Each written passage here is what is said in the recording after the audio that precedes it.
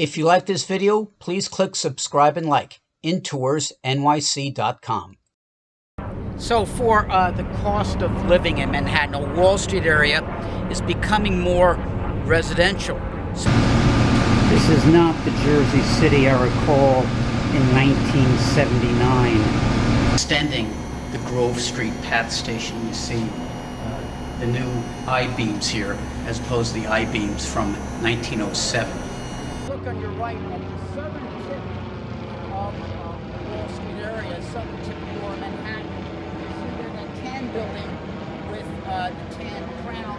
That is in New York, One New York Plaza, 1970. A little north is that other tan building, the Standard & Poor's building, 1972. Also around that area is the Holocaust Museum and the Financial Museum.